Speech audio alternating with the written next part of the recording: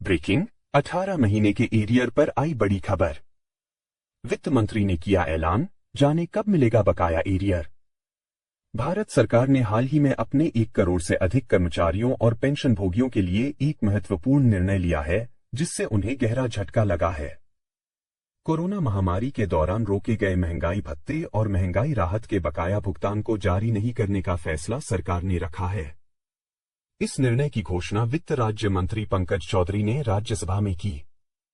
Corona काल के दौरान वित्तीय दबावों के कारण केंद्र सरकार ने डीए और डीआ की 3 किस्तें रोक दी थीं, जिसका वित्तीय प्रभाव कर्मचारियों की आय पर पड़ा।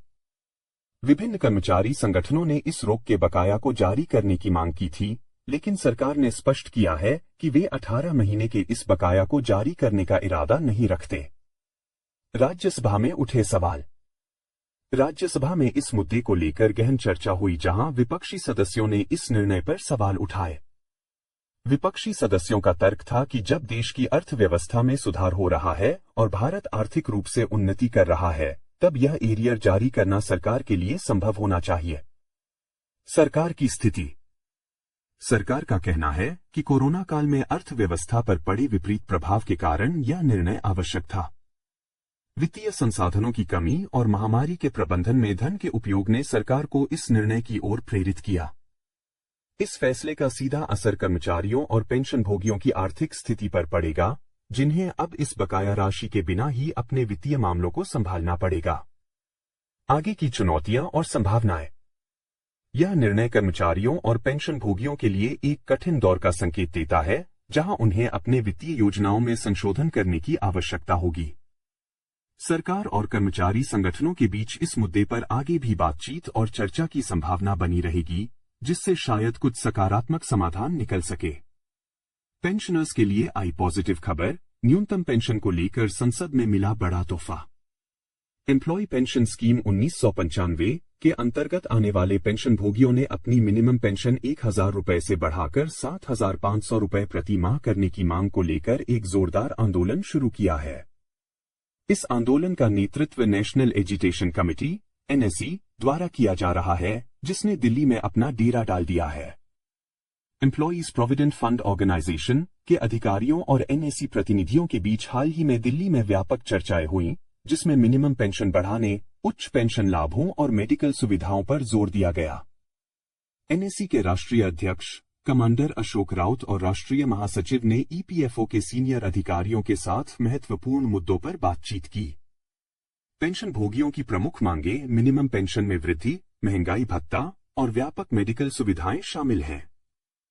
इन मांगों के प्रति ईपीएफओ की प्रतिक्रिया सकारात्मक रही है और चर्चा के दौरान इन मुद्दों को प्राथमिकता दी गई है। इसी संदर्भ में अतिरिक्त केंद्रीय भविष्य निधि आयुक्त प्रशासन चंद्रमौली चक्रवर्ती ने स्पष्ट किया कि इन मांगों की गहन समीक्षा की जा रही है। विरोध प्रदर्शन और सामाजिक प्रभाव। 31 जुलाई 2024 को जंतर मंतर पर हुए विरोध प्रदर्शन में हजारों पेंशनभोगियों ने हिस्सा लिया। इस प्रदर्शन ने न केवल सरकार बल्कि समूचे देश का ध्यान इन मुद्दों की ओर आकर्षित किया। आगे की राह। एनएसई और ईपीएफओ के बीच निरंतर संवाद और चर्चाओं का आयोजन जारी है। पेंशनभोगियों की उचित मांगों को मंजूरी देने के लिए सरकार और संगठन दोनों ही प्रयासरत हैं। इसके साथ ही व्यापक चिकित्सा सुविधाएं और उचित महंगाई भत्ता प्रदान करने की दिशा में भी काम किया जा रहा है, जिससे पेंशनभोगियों की जीवन गुणवत्ता में सुधार हो सके। कर्मचारियों को मिलेगा 18 महीने के डीए एरियर। मोदी सरकार को मिला प्रस्ताव। केंद्रीय कर्मचारियों को महंगाई भत्ता, डियरनेस अलाउंस और महंगाई राहत डीआर में बढ़ोतरी की खुशखबरी मिली है। डीए बढ़ोतरी के बाद अब मोदी सरकार को कोविड-19 के दौरान का 18 महीने का बकाया डीए एरियर जारी करने का प्रस्ताव मिला है। महंगाई भत्ता, डियरनेस अलाउंस में बढ़ोतरी के बाद अब केंद्रीय सरकारी कर्मचारियों के लिए संयुक्त सलाहकार मशीनरी, राष्ट्रीय परिषद, कर्मचारी पक्ष के सचिव शिव गोपाल मिश्रा ने प्रधानमंत्री नरेंद्र मोदी को संबोधित एक पत्र लिखा है। इस पत्र में 18 महीने का डीए एरियर जारी करने का अनुरोध किया गया है। पहले भी की गई थी अपील।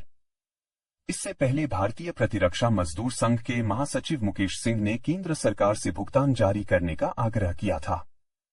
वित्त मंत्री निर्मला सीतारमण को संबोधित पत्र में सिंह ने कहा कि मैं कोविड महामारी से उत्पन्न चुनौतियों और इसके कारण होने वाले आर्थिक व्यवधानों को समझता हूं। हालांकि हमारा देश धीरे धीरे महामारी के प्रभावों से उबर रहा है। कर्मचारियों को मिलेगा 18 महीने के डीए अरिया। देश की वित्तीय स्थिति में सुधार देखकर खुशी हो रही है। आपको बता दें कि महामारी को देखते हुए केंद्र सरकार ने जनवरी 2020 से जून 2021 तक यानी 18 महीने के लिए महंगाई भत्ता, डियरनेस अलाउंस और डीआर का भुगतान रोक दिया था। आपको बता दें कि केंद्र सरकार की ओर से साल में 2 बार जनवरी और जुलाई में डीए की समीक्षा की जाती है। केंद्र सरकार ने दिवाली से ठीक पहले अपने 1 करोड़ से ज्यादा कर्मचारियों और पेंशनर्स को बड़ा तोहफा दिया। उसने महंगाई भत्ते, डीए, में 3% की बढ़ोतरी की है। इसका मतलब है कि अब केंद्र सरकार के कर्मचारियों को 53% महंगाई भत्ता मिलेगा। आइए जानते हैं कि यह बढ़ा हुआ महंगाई भत्ता, डियरनेस अलाउंस, कब से लागू माना जाएगा और इससे सैलरी में कितनी बढ़ोतरी होगी। कब बढ़ेगा डीए? सरकार आमतौर पर साल में 2 बार डीए में बदलाव करती है। 1 साल की शुरुआत में, दूसरा पहली छमाही खत्म होने के बाद। इन्हें 1 जनवरी और 1 जुलाई से लागू माना जाता है। केंद्रीय मंत्रिमंडल ने 16 अक्टूबर 2024 को महंगाई भत्ता, डियरनेस अलाउंस, में बढ़ोतरी को मंजूरी दी है। लेकिन यह बढ़ोतरी 1 जुलाई 2024 से ही लागू मानी जाएगी। इसका मतलब है कि केंद्रीय कर्मचारियों को जुलाई से सितंबर तक 3 महीने का डीए अरियर भी मिलेगा। उन्हें अक्टूबर की सैलरी के साथ बढ़ा हुआ डीए मिलना शुरू हो जाएगा। यह पूरी तरह से कर्मचारी की मौजूदा सैलरी पर निर्भर करता है। अगर किसी कर्मचारी की बेसिक सैलरी 50,000 रुपए है तो डीए में 3% की बढ़ोतरी से उसके मासिक वेतन में 1,500 रुपए की बढ़ोतरी होगी। इसके मुताबिक अक्टूबर की सैलरी के साथ उसके खाते में अतिरिक्त 6,000 रुपए आएंगे। इनमें से 4,500 पिछले 3 महीने का एरियर होगा, जबकि 1,500 अक्टूबर का महंगाई भत्ता, डियरनेस अलाउंस, होगा। इसी तरह पेंशनर्स को भी बेसिक पेंशन के हिसाब से लाभ मिलेगा। उत्तर प्रदेश के 23 लाख पेंशनर्स के लिए बड़ी अपडेट, अभी तक नहीं किया ये काम तो हो सकती है दिक्कत।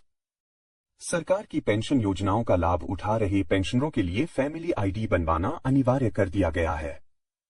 समाज कल्याण, महिला कल्याण और दिव्यांग कल्याण विभाग द्वारा संचालित इन योजनाओं में फैमिली आईडी का उद्देश्य लाभार्थी परिवारों की सटीक पहचान और योजना का पारदर्शी क्रियान्वयन सुनिश्चित करना है। इसके बावजूद जिले में 23,638 पेंशनरों ने अब तक फैमिली आईडी नहीं बनवाई है, जो भविष्य में उनकी पेंशन की किस्त रुकने की संभावना पैदा कर सकता है। फैमिली आईडी योजना सरकार द्वारा संचालित विभिन्न कल्याणकारी योजनाओं के प्रभावी प्रबंधन के लिए एक महत्वपूर्ण कदम है। इस योजना के तहत प्रत्येक परिवार को एक विशिष्ट पहचान नंबर प्रदान किया जाता है, जिसका उपयोग लाभार्थी तक योजनाओं के बेहतर प्रबंधन, पारदर्शिता और समय पर सहायता सुनिश्चित करने के लिए किया जाता है। पेंशन रुकने का खतरा। बता दें, फैमिली आईडी के बिना पेंशनरों को गंभीर समस्याओं का सामना करना पड़ सकता है। परिवार की पहचान सुनिश्चित न होने पर पेंशन वितरण में रुकावट आ सकती है और लाभार्थियों की किस्तें स्थगित की जा सकती हैं। यह स्थिति उन पेंशनरों के लिए चुनौतीपूर्ण हो सकती है जो अपनी मासिक पेंशन पर निर्भर रहते हैं। बार बार निर्देशों के बावजूद फैमिली आईडी नहीं बनवाने से यह जोखिम बढ़ जाता है। फैमिली आईडी बनवाने की प्रक्रिया। फैमिली आईडी बनवाने की प्रक्रिया सरल और सुगम है। पेंशनरों को अपनी पहचान और परिवार की जानकारी के साथ नजदीकी सेवा केंद्रों पर जाकर आवेदन करना होता है। इसके लिए निम्नलिखित दस्तावेजों की आवश्यकता होती है: 1 पहचान पत्र, आधार कार्ड, वोटर आईडी आदि। 2 परिवार के सदस्यों की सूची। 3 पेंशन योजना से जुड़े दस्तावेज। यह आईडी न केवल पेंशन योजना के लिए जरूरी है, बल्कि अन्य सरकारी योजनाओं का लाभ प्राप्त करने में भी सहायक होगी। फैमिली आईडी से पेंशनरों को अपनी पहचान को एकीकृत करना आसान हो जाएगा और किसी भी प्रकार की पेंशन संबंधी समस्याओं का सामना नहीं करना पड़ेगा।